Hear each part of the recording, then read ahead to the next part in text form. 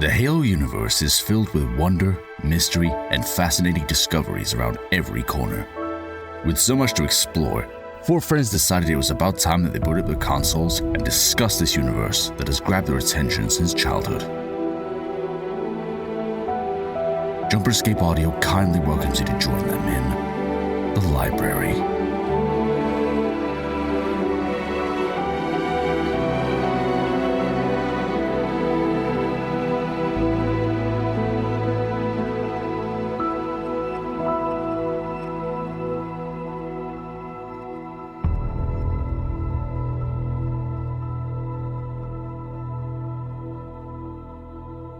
Hello everybody, welcome back to The Library, the show where I talk about Halo lore. It's great to have you guys back once again. I'm Austin, your host, as always has been. It's great to have you guys back. Last week, you and I, we talked very much about the terminals for Halo Combat Evolved Anniversary, and there's a lot to talk about today for Halo 2 and Halo 4. I hope that you guys were watching, because these terminals are intense. They give a whole lot of different things about Halo lore that you really don't want to miss. And I'm going to be doing my best to try to quantify some of the things that are the most interesting. We're going to be talking about the original names for the Halos and stuff. Like, we're going to be getting into some pretty deep things. You're going to learn the real names of the prophets today if you don't already know them. Although you've heard me already say Ordcasto, who knows how many times. As you also probably noticed, I've removed the TV. It just was there. I don't know, like, originally it was going to be playing Halo footage on it, but it became kind of annoying to try to make it work, because unfortunately the Halo Xbox that we have, the actual original Xbox that was Halo themed, it's not quite working right. It powers up just fine and it does all the things. It's just the tray doesn't work, and thus the disc read doesn't really work. So sometimes the game wouldn't even start. And eventually we just left the TV there and it doesn't really do anything. So we've removed it. If we find a reason to have it, we still have the TV somewhere right here that you can't see it. And we have a backup TV right behind it that's basically just as good. So, you know, just be ready for that. Also, apologies if I'm a tad bit burpy today, because I'm having myself a little bit of a...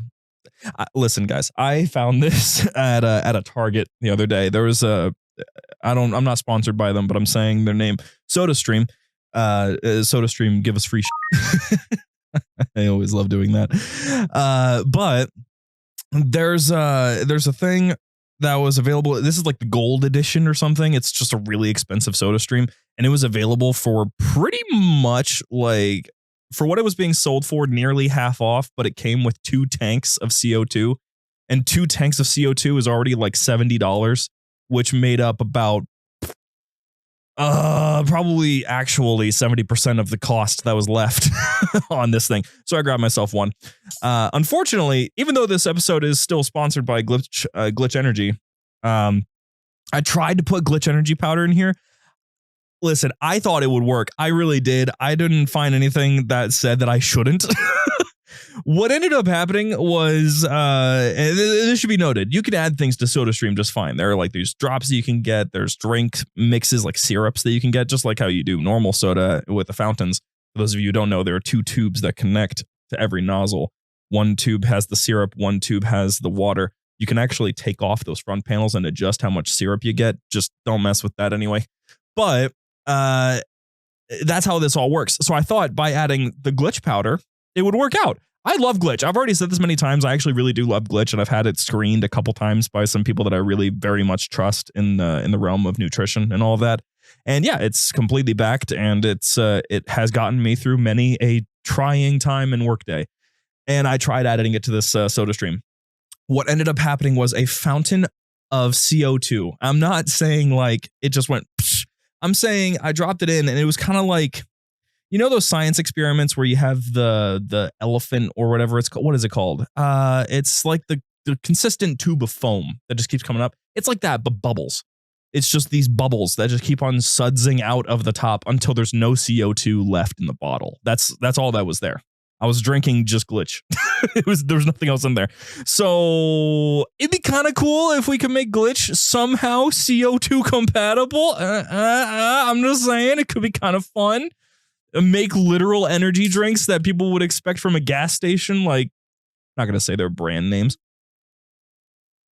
Red Bull. But regardless, Glitch Energy, if you want to support the show, support me, and support everything else that I'm working on, you're definitely going to want to go to glitchenergy.com and use the code Connor141. For those of you who are uninitiated, because you're probably wondering about that, if it wasn't Halo, that was the thing that grabbed my attention. It was actually going to end up being Assassin's Creed. It's my second favorite franchise. Cyberpunk is on the third, but it's getting really close now. I like Assassin's Creed because it has a lot of things that are similar to Halo in terms of how its lore is built. It's not the same, just to be clear, but Assassin's Creed has deep philosophical and legitimate tie-ins to biblical scripture, which matters a whole lot to me. And Halo has a lot of those tie-ins as well. Both of them have their own rendition of what the origins of the Bible were, which is really interesting. And both have these things with like ancient humans and precursors and alternate realities and all of that. So sorry, something popped on my phone. So, because of all of that, my first Assassin's Creed that I ever played, I know some of you are going to condemn me for it. Many of you have in the past, was Assassin's Creed 3. I played it with a buddy of mine. I could probably bring him on someday, but, I was at a buddy of mine's house named Shane. He invited me over and I asked my mom if I could play Assassin's Creed because I wasn't really allowed to play violent games. And Shane has told me in the past that he vividly remembers waking up, seeing me on his bedroom floor, knocked out, controller in my hands still, and on the TV was just a bunch of dead redcoats surrounding Connor Kenway. So Connor141 at checkout. It's a reference. You'll love it. And that is, of course, CONNOR, like the character is spelled. And that'll help support the show. It'll give you a nice little discount. And, of course, it gets us a little bit closer to being able to slip in our own little fancy flavor maybe one day. But regardless, aside from that, if you want to see all the other stuff that's being worked on right now by me and the volunteers and the moderators that we've got going on and all of our collaborators, JumperScape.com is going to be where you see all of that stuff. You guys have a lot that you don't want to miss out on, especially with Chatternet. Chatternet is doing remarkably well. You guys have been fantastic in helping make that happen. You guys got to start calling in though, because listen, phone lines are expensive. I'm just saying, phone lines are expensive. If you really want to add, first of all, to the entertainment value, second of all, want to get your voice actually on one of those episodes, and third of all, make this valuable, please call in. Call to talk to somebody. Everyone will be super excited to hear from you. But with that all being said and out of the way, stay tuned for after we're done today to enjoy the Patreon Q&A and, in fact, a nice little PO box session. It'll be fun, so stick around for that. But for now, we're getting into the Halo 2 anniversary and Halo 4 terminals. Now, we're going to start with the Halo 4 terminals. I know that it's technically not chronologically correct, but it is kind of, because Halo 2 anniversary came out after 4, so suck it. Halo 4. The terminals are very simple, and they don't have a whole lot of complexity to them. I think the majority of the complexity is in the fact that they are tied in so closely to the Forerunner saga. Cryptum, Primordium, Silentium, very much tied in together. And these stories, while short, because on YouTube you could probably watch all of them in probably about 18 minutes or so, it's not really that deep of a watch. The story that it's telling is utterly important to understand quite a few things, including why the Didact is the way that he is in Halo 4, how he changes as a character, even though you might not know exactly why he changes, but we'll be talking about that in a little bit. And if you see me referring to my phone every now and then, I had to do a lot of research for this episode. I watched the terminals. I did a lot of research on things like Halopedia and cross-referenced with theories and such from Reddit, made sure to root out some of the really bad ones.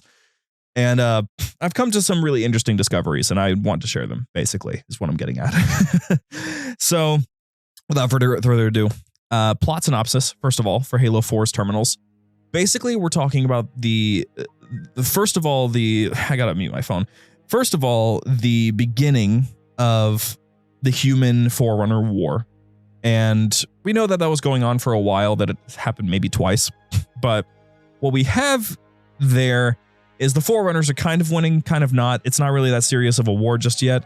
But then it's revealed that the humans are not just out there fighting the Forerunners, they're actually out there, dare I say it, glassing planets, which is an interesting little similarity there. Basically, the humans have discovered the flood. And the flood, for those who are uninitiated, come from puppy dogs. No, I'm being absolutely for real. There were these things called the Theru, or the Faru, or the Firu. Who knows? I think it's the Faru. They were kind of like dogs, but a little bit weird. I honestly, in my head, picture them kind of like Kubros from Warframe, if anybody knows what those are. And by the way, we have a Warframe clan and alliance now. You should totally join those. But the Faru were basically, prized pets among human culture because, when don't we have that?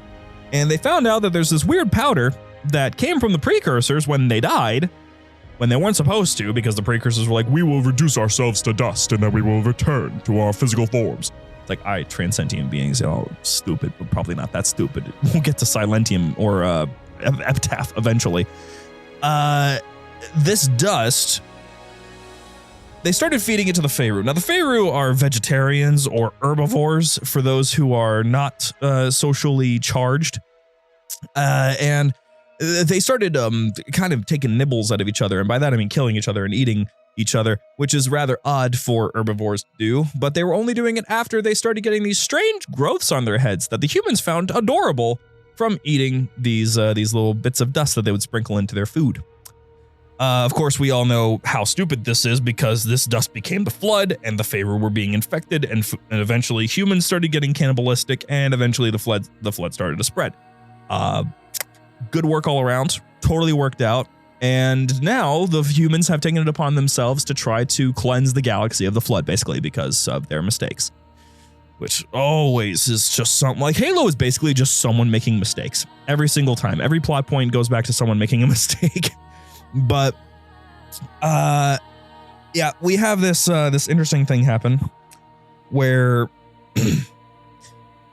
humanity, specifically for Thensho, Lord of Admirals, which we absolutely need more on. I love Fourth Thensho. He's awesome. And first of all, I have to give props to two things. Whoever was the art director behind the Ancient Humans, because making them look sort of Native American tribe-ish sort of look in terms of their face tattoos and their overall appearance, lovely. Just fantastic. It looks wonderful. Second of all, Jeff Steitzer, voice of God, shout out to him for being the guy that reports to Fourth Thensho, Lord of Admirals, we are positioned above the Forerunner planet. That was him. You might not know that. It was him. And I was very happy to hear that because Jeff Steitzer honestly would go hard as like a Forerunner or an ancient human character in a game. Just make it happen. What's the reason not to? I'm certain that the guy isn't going to ask for $1 bajillion to do it. I honestly wouldn't be surprised if the guy was like, I don't need money. He just seems that kind of guy. If you ever get a chance to meet him, absolutely do so. The guy is so nice. But yeah, Fourth Thensho calls for the destruction of a Forerunner planet because there was flood detected on the surface. Now, this was something that I'm still wrestling with because it doesn't quite... There's a lot of logic that's lost in a lot of Halo plot. And I don't quite understand the whole concept of like, in the context of you're in the midst of faster than light communications, where communications literally go through slip space, so it's beyond fast. It's not even just fast, it's just moving slowly in a different universe. It's like the Nether. Slip space is the Nether. That's what I'm saying. In that kind of realm, the concept that, we cannot give the flood time to spread. We must cleanse the planet. Bro, just tell, at least like while you're doing it, tell them or something. Like basically the terminals reveal that all the way at the end of the war, after the humans have basically been eradicated, which we'll get to in a second, after they're all dead, only then did the Forerunners realize that, oh, wait a minute, they might have been trying to cleanse the flood this entire time.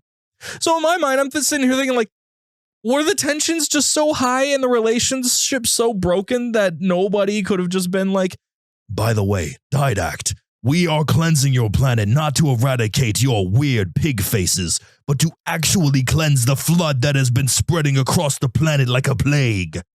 And then the Didact would be like, whoa, I had not foreseen this, Forthencho. or something like that, because they all talk like that.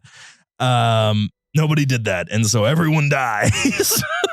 Just a little bit of a logic problem. You know what? It was the Gravemind the whole time. Logic plague. Just zapped a little bit of a problem in their brain, and that caused them to not want to communicate about that. But Forthencho is not the only one that's subject to a little bit of scrutiny on my part, because the Didact in these terminals makes the claim that the humans were taking the mantle for themselves and making themselves as if they were the keepers of the mantle. They are not worthy. It's like, that's exactly how the Forerunners did it, right? I don't, like, he's supposed to be a professor, basically. Like, the Didact, he got that name from being a professor. Because I guess Shadow on Descended Star was just way too long. But he should know, I would think, that the Forerunners basically just wiped out the precursors because they were upset the precursors weren't giving the mantle of responsibility to them. They were going to give it to the humans. And at the moment, the humans are doing a better job of upholding the mantle, if we're being real. So they were right. But, that's just many of the faults of the Didact. I'm not really saying that it's against his character or anything, because he is increasingly more emotionally unstable and very much unreasonable overall by the time that we get to the end of his story. Well, he kind of flattens out near the end, but we're going to talk about that in Epitaph again. So he ends up kind of... Over the course of the terminals, we see him slowly get more extreme in his beliefs. He starts at first saying that, the mantle is the galaxy of all things is protected by the mantle. They're all under the mantle. That whole thing. But what we end up getting instead was that eventually he just single-handedly almost brings humanity to extinction, which doesn't really sound like a whole the mantle shelters all sort of vibe. That sounds more like screw the mantle, I'm just going to kill you sort of vibe. That's for a little bit later on in the terminals, but over the course of time, we see that the Didact and the Librarian are struggling with a difference in how to handle this situation. I was curious about the fact that the Librarian at first was upset about the Didact not wanting to destroy humanity, and instead wanted to just construct these like fancy shield worlds and all of that, and got favors the Master Builder's approval, of course, because he incorporated the Master Builder into those plans. And then this shifts to the Librarian wanting to protect humanity and the Didact wanting to utterly wipe them out. And this, I think that makes a lot of sense, honestly, in the context of what happens, because it's centuries of war later. Forthencho is an old man. Didact hasn't really aged a day because of the armor situation. But war like that would take a toll on your brain. And then, along with that, after the flood starts to cause enough of a problem that he needs to figure out a solution, he tries to compose himself to make himself immune to the flood, which doesn't end up working because he would need to completely digitize himself to do that, but that would really strip him of a lot of his agencies that would make him capable as a leader. So he gets the approval of his Prometheans, fair. They consented to it to make them into Promethean knights. Basically completely emotionless beings that have no self-control, and they can be controlled by the Didact at free will. And eventually Cortana, but we're not going to talk about that. So the Didact ends up doing that, and the composing already really altered his appearance. That's where he got his fangs from. That's where his skull got all thick and muscular and all that, and his body got all destroyed, and he got super tall and all that. That's where all that came from, and it didn't really work out. But it also affected his mind a little bit, made him even more angry, even more enraged. And then he ends up meeting the Gravemind. Oops, that's tough. That's not good at all. Because long story short, the Master Builder got the Didact banished to this place called The Burn, a really bad place you do not want to end up in the Halo universe. And the Gravemind is there. And the Gravemind wants to talk to the Didact, but does not consume him because he's going to use the Didact as a pawn, self-proclaimed by the Didact in Halo Epitaph. And it's true. He releases the Didact back to the Ecumene to pretty much just throw a wrench into all of the Forerunners' plans to really cause a problem in forming a defense against the Flood. Just just genuinely causing chaos, especially since now we have the difference between the Didact, the original one, and the Isodidact, the one that was an imprint from the Didact, originally was Born Stellar, makes Eternal Lasting. Huge problems there, just because, like, your wife is my wife now type beat, you know? It's tough. But after all of this happens, I mean, exposure to the Gravemind, exposure to War, and exposure to the Composer. It's sort of like the multi-layer corruption that Cortana experienced. It's very similar in that way. He just slowly loses his mind. And so the Didact gets betrayed by his wife, the Librarian, subdued, and then locked into a cryptum, changing his Promethean Knights to instead prevent people from waking him up until he had meditated properly. And this all came after a huge problem with the Didact and actually taking what was left of humanity after they reduced them down to the Stone Age, basically, and even then composing hundreds of thousands of them, nearly rendering them extinct. And she took that really seriously and saw that he was way too far gone, willing to do basically anything just to hold on to a fragment of the Forerunner Empire, which she was not very attached to. And so she locked him in a cryptum. And the cryptums are usually pretty darn helpful because they connect to the domain. So if you're locked in a cryptum, you're kind of just stuck in the domain with plenty of individuals in there to guide you around. Let's not even forget to mention the Haruspis. Like, they are all there to guide you. You can interact with your ancestors. You can do all sorts of stuff. It's sort of like the spiritual realm in a digitalized age. And a little bit of a funky thing happens. It's called the Halo Array firing. Causes a little bit of a problem because the Halo Array operates off of neural physics. Pretty much everything in Forerunner technology and Precursor technology just surrounds neural physics. And the Halo Arrays destroy anything that's got like incredible neurology. Neural physics literally operates off of neurology. So anything about it got annihilated, including star roads, including beings, including the living organism to some degree, that is the domain. So the domain gets destroyed, like really, really damaged. And you won't see that until Halo Epitaph, but basically wasteland. And thus, the Didact cannot access the freaking domain.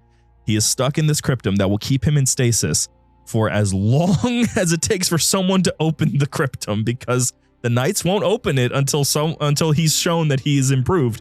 Instead, he is stuck there for 100,000 years, just being angry. And he comes out the other side furious with humanity, and that's where we get Halo 4. Things eventually turn around when we get to Halo Epitaph, but that's a story for another time, like I've said. So the thing is about this, like, it just connected facts, because I'm going to have a lot of these while we're going through this stuff. The Didact knew that the Librarian was going to betray him. He purposefully kept his armor off. He purposefully allowed the monitors to give her a light rifle. He purposefully allowed his shield world defenses to be disabled. He allowed her to do it because that really solves that problem of how she did it. But the reason why, basically, he to some degree knew that he had completely screwed this up, like screwed the pooch, and the Librarian's anger was justified. So there was a purpose behind this, basically multi-layer, very, very complex stuff. So with that all being said, that's the terminals. Pretty much the entirety of the Human Forerunner Flood War. And there's a couple extra little details that you could probably go into there, including but not limited to the fact that the humans were able to fight a two-sided war against the Flood and the Forerunners. Both of these enemies significantly more powerful than them, and yet Forthensho out here basically just dominating the battlefield. Like, genius tactics, wonderful placement. I mean, the guy was fantastic. I love him so much. I know that it's so unlikely, but I would love to get a game set in the Human Forerunner War. Oh my gosh, it'd be so cool. Plus, you could bring back Keith Sarabaika as Didact because he would be there. I'm a genius, and I should get some royalties if this happens. So, That's the Halo 4 terminals. If you have any questions about those, always feel free to just pop into the Discord and just ping me. I'm always happy to answer them because there are a lot of things that can be explored with that, but not nearly as much as Halo 2 Anniversaries.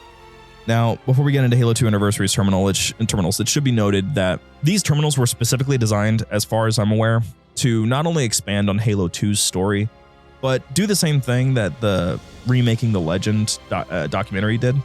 If you were to look up the terminals, if you were to find the terminals while playing the game, if you heard about the terminals, it would basically be a free advertisement for MCC because it's telling stories like 3 whole episodes dedicated to the Arbiter, Thel Vadam, or Thel Vadami.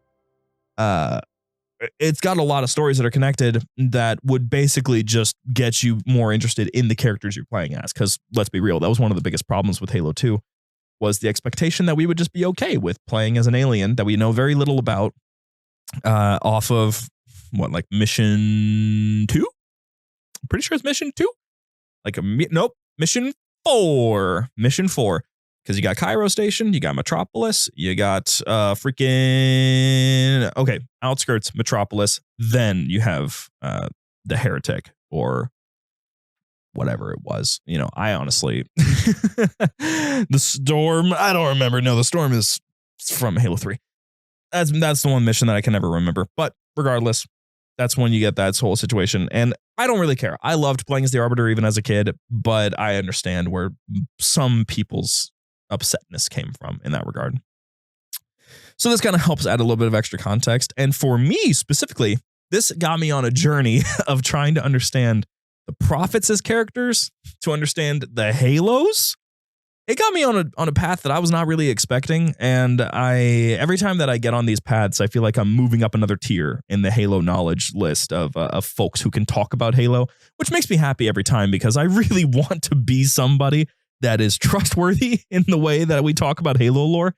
Because it's not just about the facts, it's about the philosophies, it's about the theories, it's about the potentialities. You don't want to be somebody that's just throwing things to the wind, seeing what sticks. You want to be somebody that has informed opinions and knowledge. You know what I'm saying? So let's go into the Halo terminals, Halo 2 Anniversary terminals. The first thing that we cover in this is the story of Thel Vadami. First of all, it's from the perspective of Jameson Locke. Woo! I guess we don't really care about Agent Locke in this house. I want to. I really want to, but he is not really a character right now, and I need him to be a character because he's so cool as a concept. And then they just made him completely useless. Whatever. Basically, Jameson Locke is giving an overview of some of Thel Vadami's achievements as a shipmaster, as a fleet master, as a supreme commander. He's just kind of being like, yeah, it's my professional opinion that this guy is going to kill us all. It's kind of it.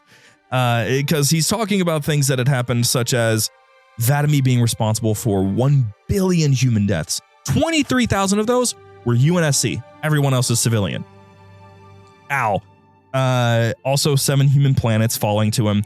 And, quote, Vadami is the most dangerous Covenant military asset on the field. He called for the assassination of Thel Vadami. Completely failed, obviously, because he's Thel freaking Vadami. But it was called. So we have things that are pretty cool in tie-ins for that story, such as there's a tie-in to the Cole Protocol where we have Spartan 006. Sorry, don't remember his actual name. I'm just out here remembering numbers. It gets into basically like a hand-to-hand combat situation with Thel. And, could have gone either way, but nothing happens. Obviously, 006 goes away and Thel survives. But, up in the air in that time, stories like that were being told. And there's a lot of tie-ins to novels in these terminals, which was something that I found rather entertaining because I'm seeing things that are tied into things like Cole Protocol and First Strike. And it's overall just really neat. And I think you guys are going to be excited when we get into the rest of these stories. Now, when we get into the second story, this was the one that's starting to get a little bit because the second and third stories are kind of tied in together. The second story being about what happened immediately after Halo Combat Evolved. How did the Monitor get in the hands of the heretics, right? You don't really know what. I mean, I don't know what they really are. I didn't look that deep. I'm not going to name the specific battalion that was sent there. Who cares? The heretics, how he ended up there. And then the other story is basically a historical record of how the Arbiters came to be how they transformed into being sort of a mark of shame, and eventually the disillusionment on what the Arbiters really are, which is basically a political tool. So we start very much with the Monitor 343 Guilty Spark, who for some reason has completely different voice effects. They completely skipped the flanger on his voice, so it doesn't go up and down and then back down, and then back up again and then back down again. It doesn't do all that. It's just rather straightforward, exactly what it is, with a little bit of delay and reverb to make it sound robotic. And I'm sitting there and was like, but where flanger? Quote me on that. Where flanger? Here, I'll even make a face for it. All right, there you go. So he ends up meeting the leader of the heretics. Again, did not bother to remember his name. So sorry, go look it up. It's not really all that hard. I encourage you all to learn for yourselves and not rely strictly on me. And when he meets this heretic leader, the heretic leader is, oh, great, we got a holy relic. That's baller. Or, oh, great, we got a holy relic. That's baller. And the Monitor is like, why are you still calling me a relic? I am straight up a technological marvel contained in a sphere, and I can shoot lasers out of my eyes. And the elite's like, wow, that's crazy. This completely contradicts my worldview. And the Monitor's like, I think you're stupid. And he's like, but don't say things like that. And the Monitor's like, no, not you, your entire species. It's just an actual thing that gets said. I'm not just being facetious. That is actually something that Guilty Spark says to this elite. Just your whole species, dumb. It's just wild, but not entirely inaccurate. Because when we get into the story of what happened with the Arbiters and all of that, we go all the way back to the Sanshium and the Sangheili meeting for the first time. I'm going to go back and forth all the time, by the way, on Sanshium being either Sanshium or Sanshayum. Really depends on the day. But Sanshium and Sangheili meet for the first time. Sangheili upset with Sanshium, claiming that they know things about the gods, so they serve their heads on a platter, literally. And then begins decades of war, because war is just what we're out here. Halo wars. And the Sanshium and Sangheili fight for a very, very long time until eventually forming the Writ of Union, which is basically the Sanshium saying, yo, I get it. You guys are passionate for the Lord. We're going to just assimilate you, and we'll just find an agreeable middle ground, and then we'll become a covenant. Sound cool? And the Sangheili are like, yeah, war. And they just kind of go from there. This, of course, begins a little bit of a downward spiral, because for a bit there, the Arbiters are utterly essential. A lot of problems are solved by the Arbiters. We have an Arbiter that tamed the Hunters. What does that mean? Because I'm sure there's some of you out there that are like, the taming of the Hunters. What? How did you do that? Well, you see, this Arbiter was sent to this planet, this rings, the Rings of Tay, as they're called. And these rings are basically just what's left of a Forerunner installation that was infested with Lekgolo. And basically this Megalagolo, which is like just a big old colony, and if you need to know, the Spaulagolo is basically a bigger sub-colony. And these guys are pretty much just hiding underneath the surface of these rocks. And so this Arbiter spends a year surviving on these asteroids, learning about the colonies and how to communicate with them, and eventually learns how they function. They can interface with technology. They are intelligent enough to communicate, and they can form into these giant behemoths. And if they can do that, then we can slap armor onto them, give them some cannons, and make them shock troopers. Easy. So that's kind of how that ended up playing out, was just the Arbiter got them to join the Covenant intelligently, because the Lekgolo are actually intelligent creatures. And the Lekgolo, because not all of them ate Forerunner technology, because most of the time they did, but not all of them, they were instead integrated into Covenant technology. This actually was pretty interesting, because they became ascetic priests because of that.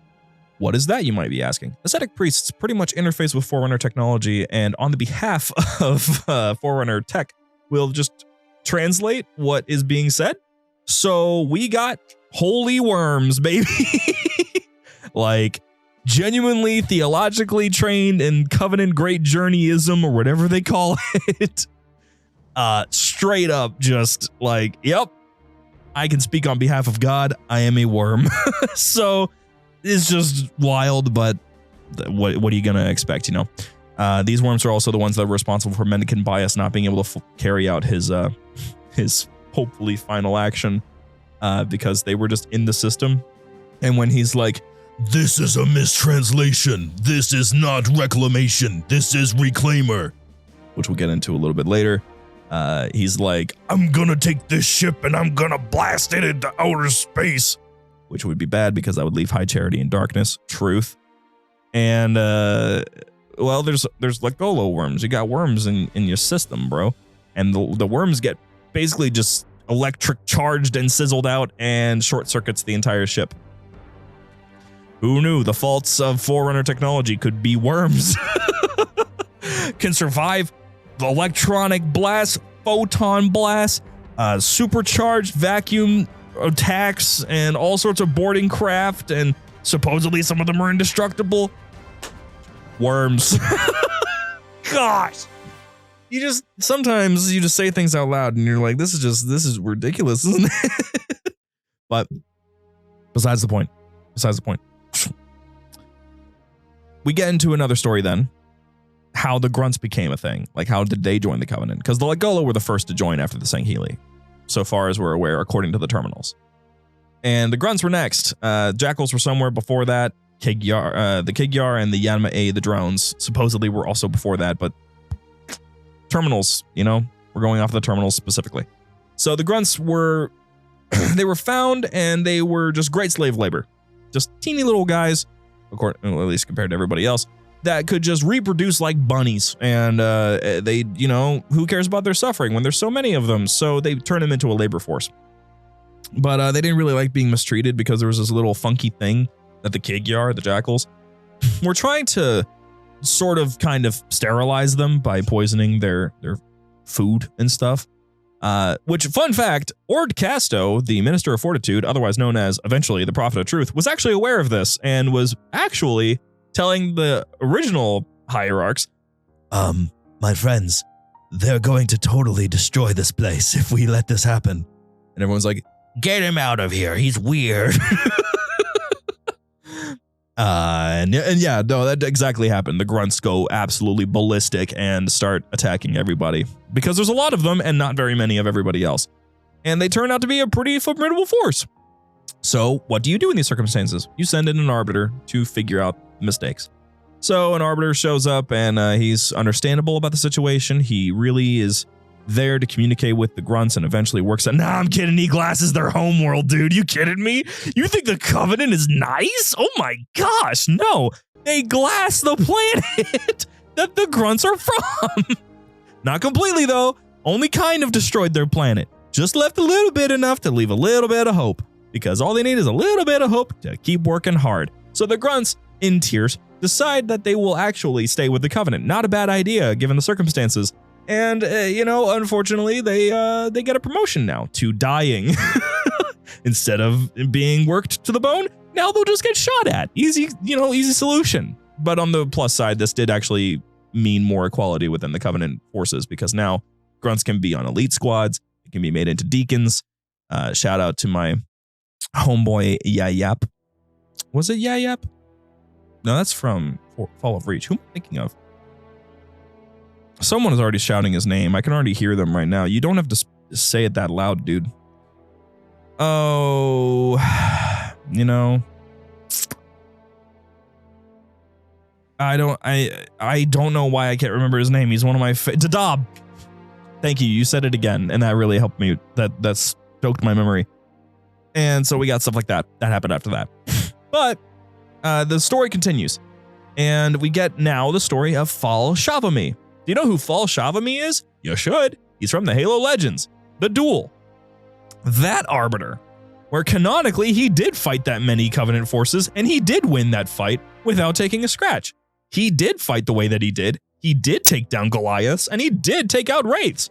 The guy was just built that way. There's no canonicity problems with it. I personally think that's awesome, and I would not want it to be rescinded at all.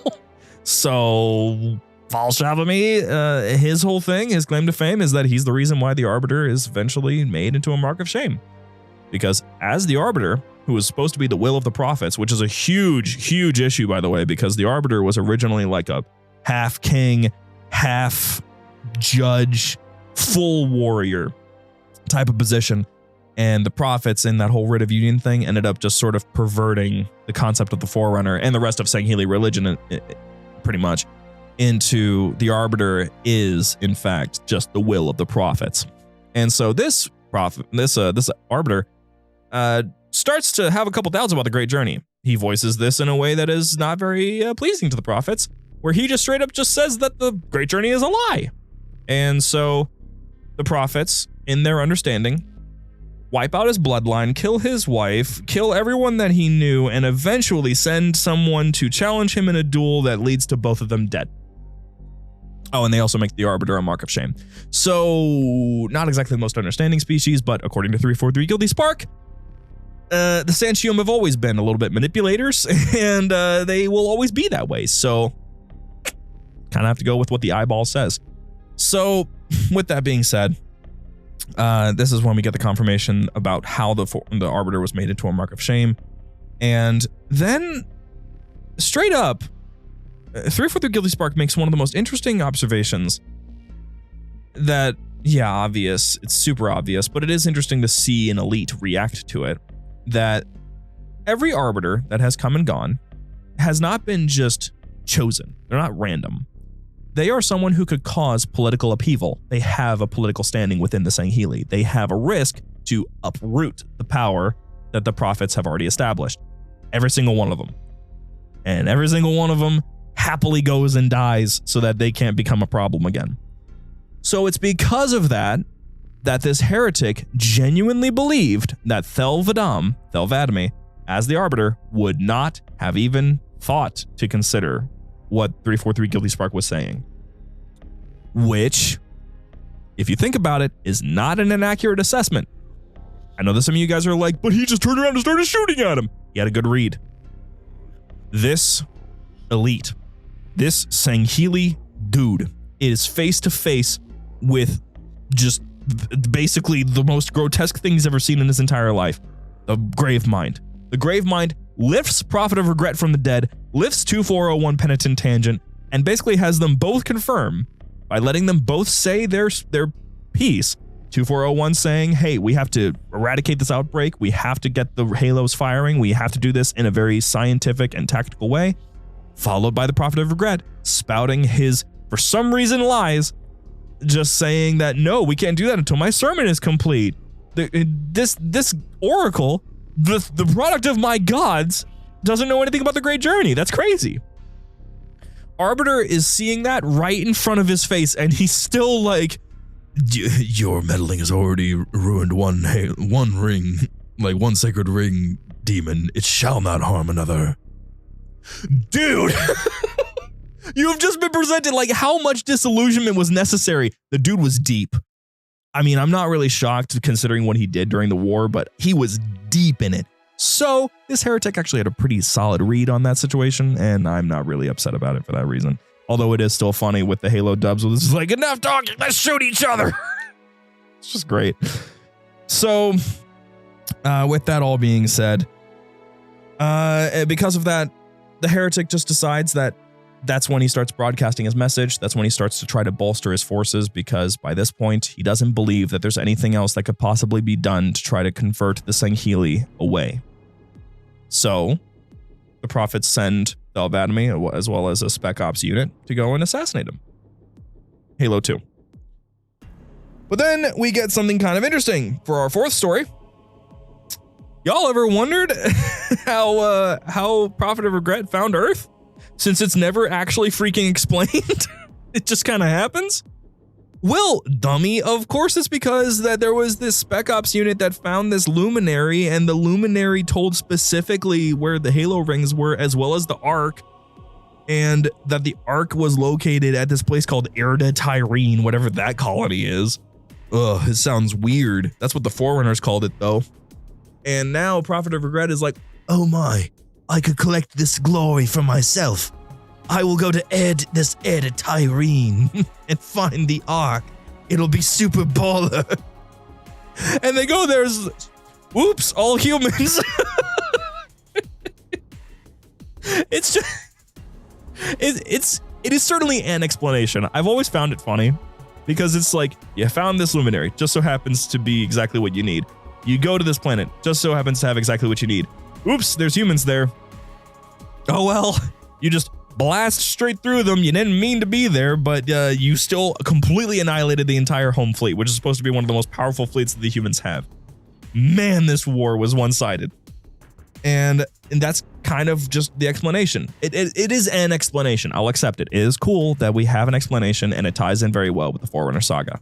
Heir to Tyrene is, of course, the name that Earth originally had with the ancient humans.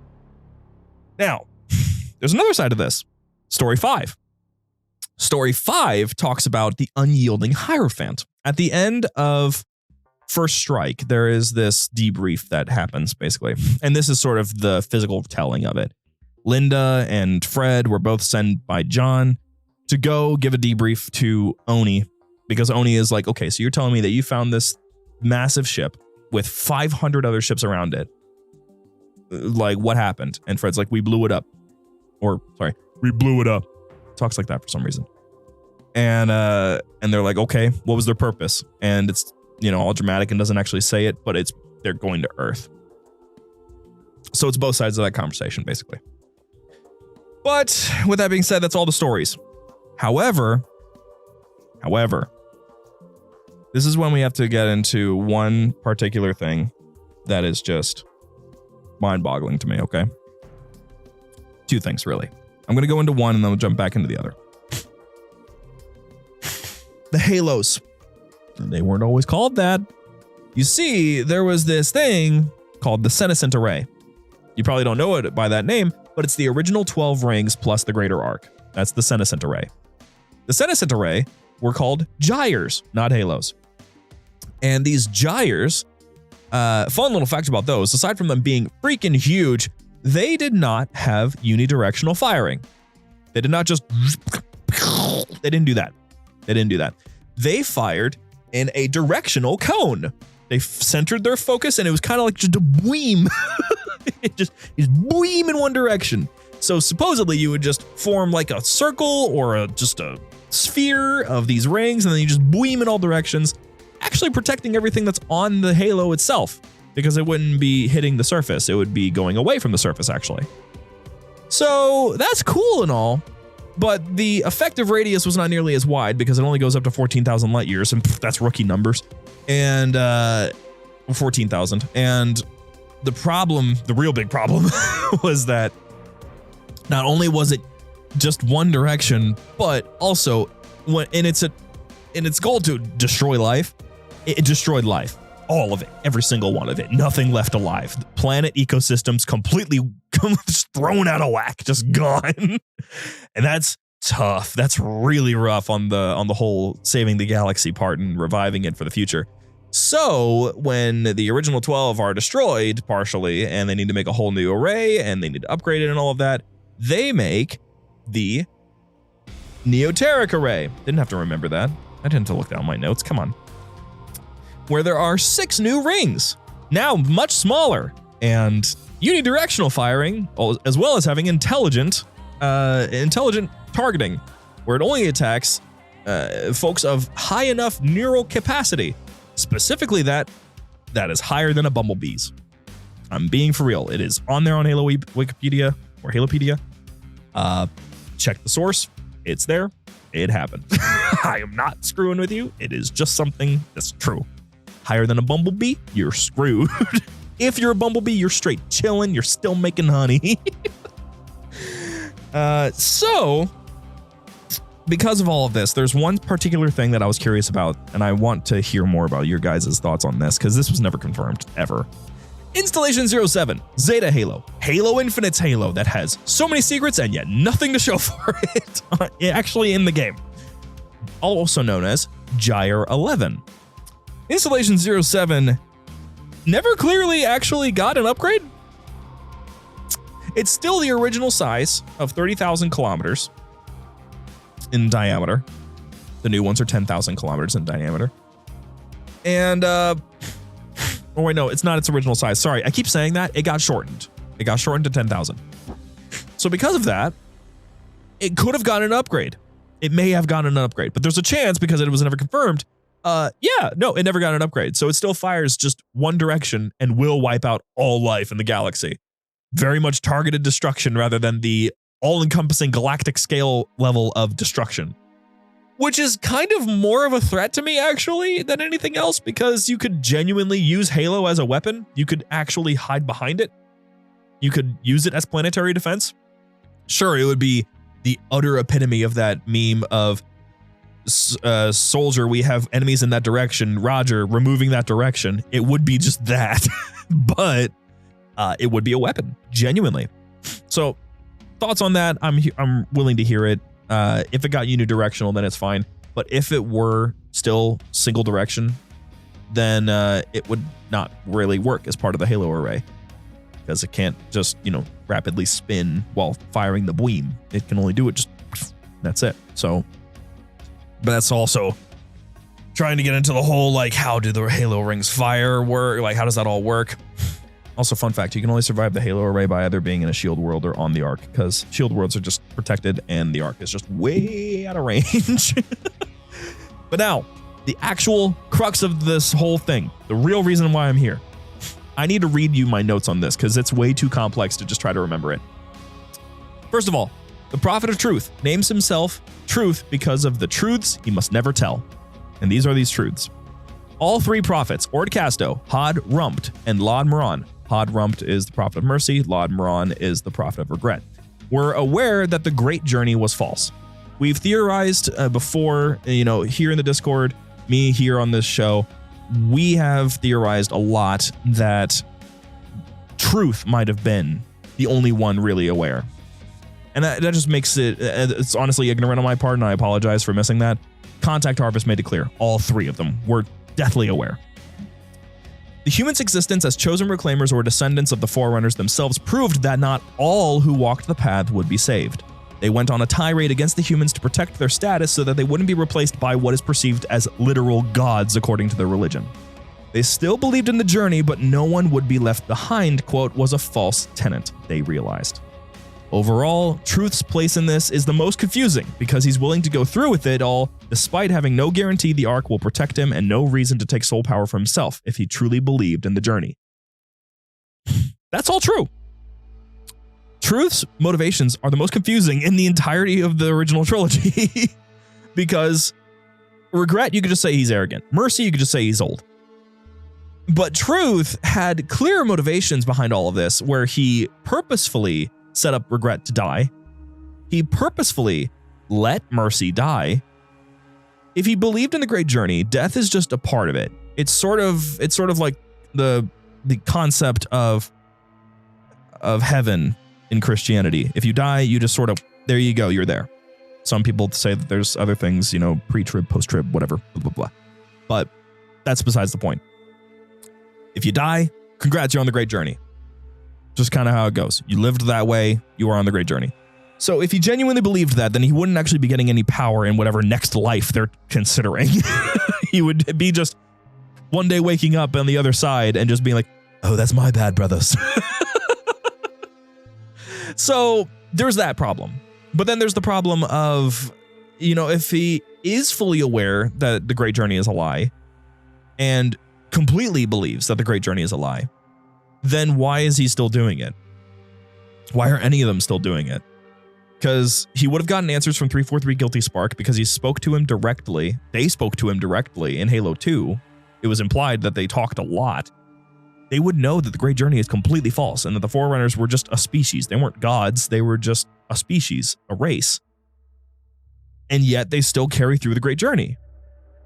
Now, this could have been solved with one simple problem, and I'm leaving this problem up in the air because we're running out of time. Joe Staten should have been on Halo 3's cutscenes. Thank you so much for listening, everybody. I very much wish that had been the case. If you want to support the show directly, go to JumperScape.com. You'll find all the places that you can support there, Patreon, Coffee, all of that. If you want to join the Discord and see our community there, that's also available to you. Again, Glitch Energy, make it work with CO2. It'd be so freaking fun. Go to glitchenergy.com, use Connor141, CONNOR141 at checkout to get 10% off, or so I'm told. It could be changing all the time. Who knows?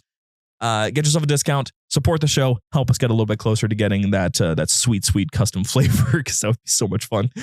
And welcome to 2025. We're out here talking about covenant religions and stuff. We're gonna be rounding out the terminal story though next week with Halo 3.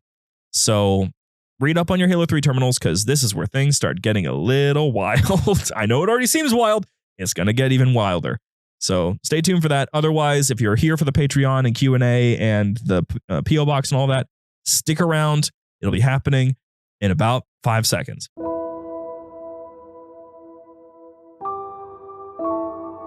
Hi there. Welcome to the Patreon Q&A and such section. Patreon isn't really being cooperative with me today, so I'm not going to be reading this in order of the usual stuff that I do, where I'm reading it in order of like the highest tiers to the lowest tiers. So I'm just going to skip over a particular someone so I can save him from the end. If you've been around the block, you know who I'm talking about. But here we go. This is what we got for our Patreon supporters for today. We've got Nighthawk2552. You're new. I like you. Feral Raccoon, Noah Willette, Durandal, Austin Edwards, Hugh Janus, Darren.jpg, Moz Actual, Am Superfly, Meme Lord, Laughing Sam, Fish Dough, Sangheili Side Boob, Shade Communications, Apple, I don't want to laugh for Christmas. It's not Christmas anymore. It's not even 2024 anymore. Spartan, MA5K, Connor, spelled Qanur. Listen, guys, the jokes about Kenway is not funny anymore. XX Unholy God, XX Boomerang, Papa Emeritus the Fifth, Schnoogans the Redacted, Thomas Lane, Prophet Lactation Emperor Vitiate, I suppose, UNSC Accuracy by Volume, Random Swede, Sergeant Johnson Stick in the Communal Rock, Spartan Alex 30, My Nuts Hurt, My Name is Austin, Kid Puncture 2006, Zealot of Lactation Tika Vadamai, Stably Unstable, Clodspark 5970, Matt Jeremy, Slap Nuts, Dear Jumper Santa. All I want is for Shane and Connor to read the Halo novels. Would settle for them listening to catalog. Don't know who Connor is, but I've already talked to Shane and talked about Shane earlier. I must have mentioned him in a previous episode. Dapper Dame, The Big Moose, Spartan Dave, Scion Esports. Oh my gosh, I keep forgetting to update my name. Do it. Halo the Guy, Dear Jumper Santa. All I want for Christmas is a Q&A episode and for Shane and Connor to join game nights. Again, don't know who this Connor person is, but I'll get in touch with Shane at some point. Iskari, all I want for Christmas is more game nights. Well, there is one happening in the past 2 days ago. You missed it. And there's another one happening later this month, actually. One of those giant, huge ones that we put together for October, if you remember, if you were there. Sky Cairo, the Chaplain, Ginger Boy Head Ass. All James wants for Christmas is for the Chiefs to win. Who? You guys are just randomly naming people now. You guys confuse me. Hounds of Meath, congrats. You've all lost the game. All right. It's unfortunate to do that. Connor, put your phone away. Kiri, Jags O'Malley, Garrus Vicarian, Cool Blazer, Kev, G077. Didn't you have a much cooler, like, Mandalorian name? Oh well. Spartan Boko G156, Dylan, The Lactation of Mercy, Kyle Hooley, It's Default 456, Lactating Milk MT, Dear Jumper Santa, all I want for Christmas is a Festivus for the rest of us. All I want for Christmas is to deliver unto me the blessing of bladder control. Honestly, on topic with today's episode. Great job. Dick Cheney Bush, Pity 104, someone get James another blanket. Are we talking about Jimmy? Are we talking about Jimmy? Because sometimes I think that Jimmy is like an alternative for James. I don't know. Jacob Adlam, Flyboy Pfeiffer, Aussie ODST, Lactating Gator, Tyler, I can't keep up with this, Eva, Damian Groth, Dark Salad 42, Connor Clark, and lastly, but never least, Warm Apple Smiles. I love you, buddy. We're just going to jump straight to the Q&A because I really want to get to this. There's some stuff that we got in the P.O. box and you guys are not going to want to miss it. Again, if you want to get your stuff sent over here and you want us to open it live here for all of you to see, you're going to want to send that to JumperScape Media LLC in Massillon, Ohio, P.O. Box 1122 44648, I believe is what it is. If you need to cross-reference that, just go and check on the server. You'll find it. Might just end up throwing the address onto the website, not gonna lie, because it's so difficult to remember sometimes. Anyway, first question comes from Lactating Orange asking, where do you guys think Halo Studios will take the story? More banished or endless based? 343 sounded so much better than Halo Studios. Yeah, I've talked about that part before. The new logo is trash. The new name is trash. More banished or endless based. I honestly hope they go back. I really want them to go back. I really, really, really want them to just do more Human Covenant stuff. Because Halo was cooler when it was basically sort of like a History Channel show, where it was just, here's this cool story that happened during the war. It was better. That's just kind of my thoughts on that. What is for you the best music for this is a question from Lego, by the way. What is for you the best music for a visual piece of media? For example, a theme from a movie, a TV show, or even a video game. Bonus point if you can name your favorite composer. The easy answer would be John Williams, the guy who made the music for Star Wars, Harry Potter, Jaws, Jurassic Park, ... That's a lot. Best music for a visual piece of media. So, oh man, that's actually really hard. I'll try to separate this. TV show? I'm probably gonna have to say Avatar: The Last Airbender. It's probably one of the best soundtracks I've ever heard for a TV show. If I'm talking movies, I'm not gonna lie, nothing gets my blood pumping. This is kind of a contest, honestly, between Lord of the Rings and Harry Potter. Both of those have fantastic soundtracks. I would say Star Wars, but Star Wars is like on a separate level to me. So, but on that note, for video games, honestly, I would say it'd be Marty, but actually it's Michael Salvatore. Now that I've heard more of his own personal work, Michael Salvatore is kind of dope. As for a favorite composer, I don't know. It's kind of up in the air. I would probably default to Marty O'Donnell. Just, I like his style. Just every now and then he's probably a very fine person to talk to. He's got a rough social media presence, but you know what? That's kind of cool these days because you don't usually see people that are willing to go against the grain sort of thing. Next is from the Festive Slipstream asking, we all know Halo is known for its legendary soundtracks, but what other game series do you guys believe is on the same level? First of all, you guys got to stop saying you guys, because you guys can actually message in that channel. I always mark it as RadX, but I don't know, maybe you guys forget from time to time. But other game series, Warframe. I ain't gonna lie to you. First of all, Kevin Powers is an OP composer in his own right. That whole soundtrack is phenomenal. Second of all, Warframe just does whatever it wants. It has orchestral, it has folk, it has EDM, it has freaking sea shanties, it has choir, and most recently, 90s boy band, which is just fun. So we got two more to go through. We have Old Saint Kid Puncher 2006 asking, opinion on AI art. I'm an artist, so I find this important. Okay, let me give you a story. There once was a group called the UCH.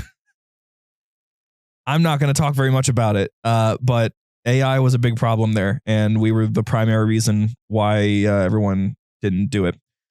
Like, actually, I haven't really mentioned this part to pretty much anyone before because I just keep forgetting to talk about it. So there's this whole talk, these conversations these guys have had where they were like, we decided that we weren't going to do AI art. We decided that we weren't going to pursue more marketing. We decided, no, I was in that call. I'm the one that told all of them, you aren't doing anything. You're going to go back to hiring people, and you're going to go back to actually checking your stuff before you publish it. I did that. I told them all that. Do I have receipts? No. But I am not a liar. I am hardly ever interested in even telling slight falsehoods. So I hope I can be trustworthy on that. I hope that I've proven to be trustworthy so far. I mean, when have I lied in the past? It's just been me on this show this whole time. It's, I've just been solely responsible for this sort of content. So it all falls on my shoulders anyway. Aside from that, general opinion, setting aside the story. AI art, unironically, is only good for one thing. Two things. Being hilarious, because if you want just a funny little thing real quick, it's better than trying to learn it yourself. It's better than trying to hire somebody. If you just want something stupid, like a phone wallpaper or something, then yeah, do it for yourself. Like, that's harmless to me. If it's for commercial purposes and you're genuinely putting it on something that someone could have made a decent amount of cash off of, yeah, no, that's a really bad thing to do. But secondly, it's great for previs. I actually have done it myself. There's a show that we do, Chatternet, and the cover art for that show actually had 4 AI generated images that we used for reference. whenever we were making the final piece. The final piece was made in Blender and then painted over in some painting tool. I don't know what our artist 3 dots uses, honestly, but it was a Blender file that was turned into a 2D image, and it was really pretty, but it was all based off of references that were made from Bing Create. So AI has its place. I think that this falls under the concept of every tool is in the toolbox. It's just you shouldn't abuse the tool or misuse it. That's probably the best way that I would go about answering that. Last question comes from Lieutenant Timmy Turner, asking, if you guys had a position in the UNSC, what would that be and why? Ship captain, because I'm like that. Easy. I don't know. I don't know. Whatever they say I need to be, I suppose. I'm just excited, guys. I want to get onto the box. So, we got a package. I was informed about this package ahead of time. But first, I got a letter as well, and I was not informed about this letter ahead of time. So, this letter is from a certain someone in Birmingham, Alabama, which makes me wonder, is this our good friend letter person who sends us letters from time to time? Oh, that's cute. Okay, zoom in on that editor me. That's just adorable. I'm pretty sure that's actually like a real... There's another letter in here. Are you kidding? Okay. So, we've got... Sorry, my nose is all itchy right now. We've got a letter.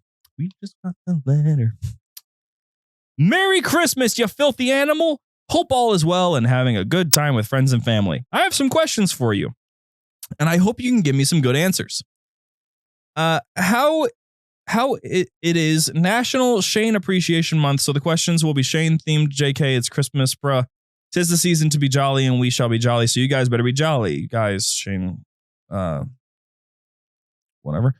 Anyways, what is your favorite Christmas experiences / Christmas experiences, and what is the nicest thing you've ever done for someone during Christmas time, or the nicest thing somebody has done for you?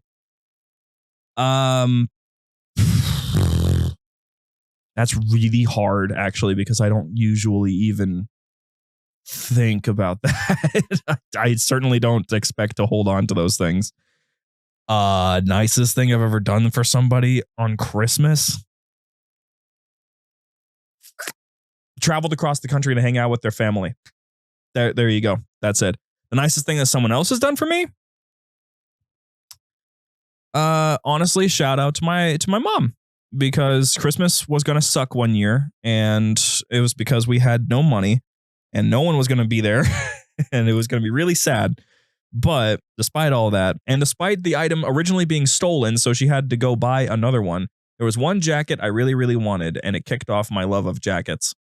And she got one and it got stolen, and she got a second one to give me on Christmas, as well as 7 Hershey bars. And that was just really nice. That was really nice of her. Now, hopefully that was an interesting answer. Hopefully. Then again, it probably wasn't. Okay. Now, for more interesting questions that shall actually entertain all the boys and girls at home. What are your worst, most terrible, most agonizing Christmas experiences ever? And what's the worst thing / crime you've ever done during Christmas time? No, I actually don't have a joke for that. I don't really commit crimes, guys. I'm not really like that. Most horrible, most agonizing Christmas experience ever. Hello, chummy. Dude. Again, I don't think of these things. I don't really hang on to the stuff that bothers me. It's not really something that I'm not like that. I don't really hold on to the bad experiences or good. I just kind of roll with life, I try to maintain a positive, content personality. That's kind of just how I live. But oh no, actually, no. One of the worst ones ever was like the Christmas that was in the year that my grandfather died. Yeah, that sucked, because he was always a beacon at Christmas, and then he wasn't there, and that was just awkward. Especially since there was another friend who died that same year, and he was also a light during Christmas. So 2 lights were out for Christmas, and that hurt a lot. What's the worst thing that I've done during Christmas time? Is it like dishonest to say I just don't do bad things? Really, I try not to anyway. I ate deviled eggs before we prayed. Sorry, God. Love you. Now, what are your top 5 favorite Christmas movies? Oh, that's easy. Okay. White Christmas. This is in no particular order. I can't do that. Elf, Santa Claus 2, freaking Santa Buddies, any of them. Santa Paws 2, Santa Buddies, wherever you want to pick, throw that in there. And then last but not least, underrated classic, Happy Elf. Watch Happy Elf. It's so freaking weird. It's awesome. Also, the theme song is just kind of a banger. Anyway, his are Jingle All the Way. That works. Home Alone, classic. Marvel Studios' Hawkeye. I know it's a Marvel TV show, but it takes place during Christmas. That doesn't count. Fred Claus, good pick. That's a good pick. The Santa Claus. The second one is better. Fight me. Lastly, I hope you get what you want from Santa. Wink, wink. Except for Shane, because of his garage incident, so he just deserves lots of coal. I don't remember posting about Shane, guys. I don't know why you know so much about him. Also, I'm getting that yodeling pickle for Christmas because I absolutely love that thing. It's what I want most. By the way, I was just wondering what had happened to the pickle the other day. Then I turned on the library and you brought it up, Austin. Glad you didn't lose that beautiful pickle. Keep up the good work, fellas. Mr. Boo-ha. Thank you, Mr. Boo-ha. And you know what? Just for you, just because you brought it up, I'm going to go into my chest of secrets. Auburn. What are you doing in there?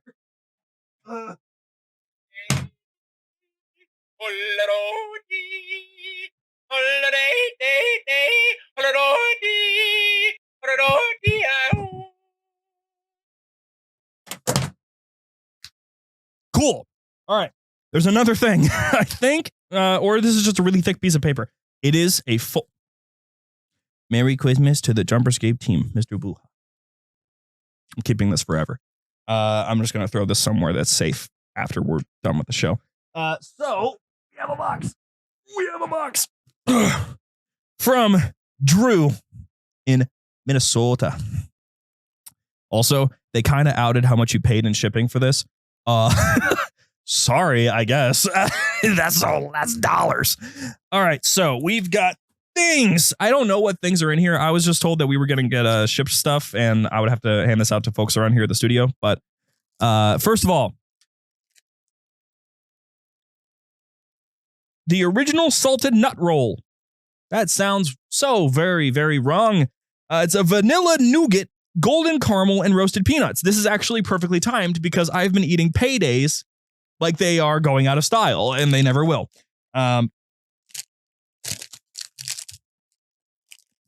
Give me just one sec. Stuck on the freaking. It's stuck on the wrap. Stuck.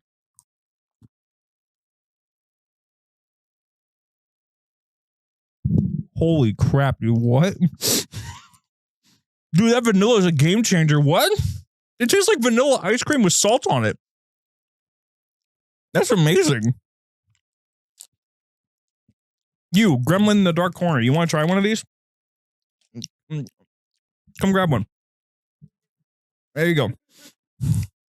Yeah, don't worry about that one, guys. There's a second salted nut roll. Yeah! All right. I'm excited about that because that was actually freaking amazingly delicious. I seem to have completely skipped that there's a giant package of what appears to be simply like amazingly well-crafted chocolates that very well might be local. And I dare not open this and try them all right here on the show. But thank you for that, because I have a problem, because Wonka is a winter movie to me. And Wonka puts me in that mood, you know, the mood where you're just like chocolate is no object sort of thing. Handmade caramels. Oh,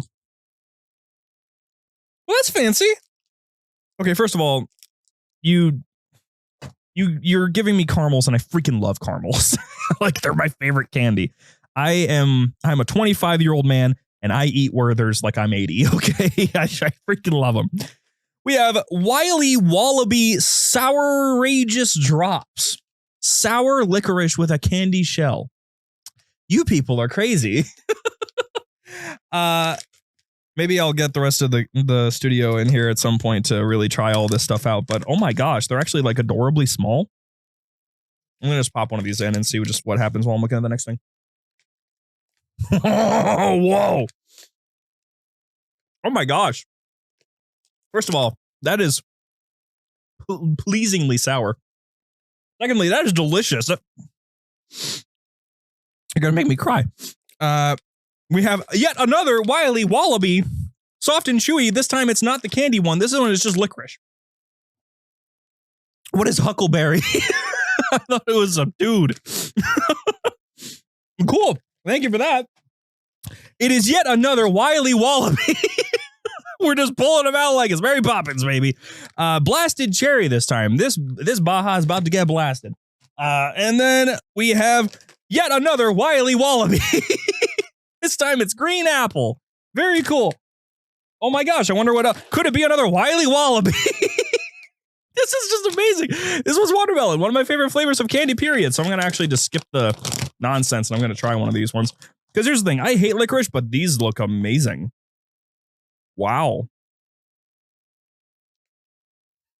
Dude. Oh my gosh, you guys are doing licorice right. What in the hell? Oh my gosh, guys. Another Wily Wallaby. I'm just having fun, guys. I'm having a great time. Blueberry pomegranate. Two of my favorite flavors combined into one. And you want to know what else? Another Wily Wallaby. Classic red, meaning it's a giant Twizzler. And strawberry flavored. Okay. I just started a diet. Thank you. Now. Okay. Well. Let's see about this. I have a feeling I should open this one last. This is incredibly light. So either there's nothing in here or it's like a code. It'd be kind of funny if it was just Halo Infinite credits and then I have to send them back. Let's see. Nope, this is definitely something. It's hard. Oh my gosh. You know, I don't actually open presents really anymore. I don't really get them all that often, so this is kind of fun. I hope I'm not destroying it. Please, Lord, tell me I'm not destroying it.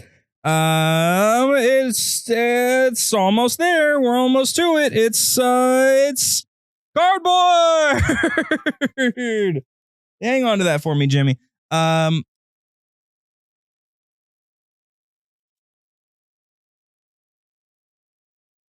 That is sick. That is awesome. Holy crap, dude. You're lucky that my tree stays up for a little bit longer in January because this is going on tonight. Oh my gosh, that is one. I need to know. Was this Etsy? Did someone on Etsy do this? You got to tell me because I know a certain someone that will want to talk about this. Yeah, pop it in general, tag me or something, Mr. Drew, because I need to know where you got this. Now, all that's left is it's coming down to this, coming down to the wire, whatever this is. This is lovely wrapping paper, by the way. It's textured. The snowflakes are like ribbed. All right, let's see. All right, we got pages. It's a book of some kind. That's fantastic. I love reading. It is Halo and Philosophy, Intellect Evolved, edited by Luke Cuddy, forwarded by Fred Van Lent. What? Wait. To the uninitiated and even to some initiates, first-person shooter games are sordid exercises in mindless violence, destroying the sensibilities of teenage video game addicts. But there's more to Halo than the superficial stereotype. For many former youthful devotees, Halo has been the cosmic bridge to understanding and even wisdom. In Halo and Philosophy, Intellect Evolved, an elite squad of 20 trained intellectual combatants face up to the mysteries and puzzles discovered in Halo. Does Halo provide ethical training of the kind Plato would have recommended? Where should we look to find the identity of Master Chief? Could Halo guide us to Buddhist enlightenment? Is Cortana a person? Can the Halo experience tell us anything about real warfare? Is there meaning to Master Chief's rough existence? Is playing Halo akin to self-inflicted injury? Does Halo's post-apocalyptic setting cast the players as agents of divine deliverance? Quote from Ian Bogost, professor of digital media, Georgia Institute GIT? Really? This book was specifically built to study and debate the Flood. Their survival as a race was dependent upon it. I am grateful to see that some of them survived to write philosophy. Mia Consalvo, author of Cheating, Gaining Advantage in Video Games, quotes, "This book is must read for all Halo players. It shows us why we have to take video games seriously even as we pwn our friends in them. Halo and Philosophy Intellect Evolved frags the idea that Halo is just another video game glorifying violence. The authors, all Halo players, give us a fascinating study of Halo's narratives, mechanics, cosmos, and resulting player behavior." Michael Bruce, co-editor of Just the Arguments, 100 of the most important arguments in Western philosophy, what? Quotes, "Stop camping and read this book. It will put Halo in a new intellectual light." Quote from Kurt Squire, columnist for Computer Games Magazine and co-founder of joystick101.org, says, "An engaging meditation introducing games to philosophers and philosophy to gamers. Halo and Philosophy Intellect Evolved is a must-have for both." Luke Cuddy teaches philosophy in Southern California. He is an editor of The Legend of Zelda and Philosophy, I Link, Therefore I Am, and co-editor of World of Warcraft and Philosophy, Wrath of the Philosopher King. Fred Van Lent wrote the graphic novels Halo Bloodline. What? Really? X-Men Noir, Cowboys and Aliens. He also wrote the graphic nonfiction series Action Philosophers and contributes stories to Halo Evolutions. What? This is freaking sick. This is actually one of the coolest things I've ever gotten in my entire life. I cannot lie to you. And also, Chief looks small. He does not look like he is 7 feet tall. He looks like he is a tiny little person, like an elf. He's an angry elf. So, you know how I am with books if you've known me long enough. I got to know what the first word is. Well, first of all, to Bungie for putting one of the greatest first-person shooters, for putting out one of the greatest first-person shooter series of all time. True.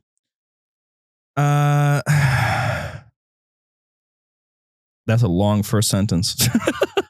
So maybe this is good. I'll do the first sentence of both the foreword and the first chapter. UNSC briefing from Fred Van Lent. Rereading Thoreau's Walden at the same time as the chapters in this collection, I was struck by Backwoods Hank's assertion that to be a philosopher is not merely to have subtle thoughts, nor even to found a school, but so to love wisdom as to live according to its dictates, a life of simplicity, independence, magnanimity. Oh man, that's a fun word. Magnanimity. Fun word. I got to learn how to say that one fluently. And trust. Then there was like open chord and all these acknowledgments. And first chapter, eliminate hostile anti-intellectual units, from Luke Cuddy. When I play Halo Combat Evolved and walk through the halls and passageways of the Pillar of Autumn, it reminds me of the Duke Nukem 3D in its cold futuristic splendor. This is freaking awesome. I love this. This is actually unequivocally, so far, because I haven't had my own family's Christmas yet, one of the best things I've ever gotten. Good job, Drew. That's going on my shelf today. My friends, thank you so much for joining me today. It's been such a blast. We're going to break the illusion. Sorry that everyone couldn't make it. They were all trying not to get sick because I supposedly am. Have a good time.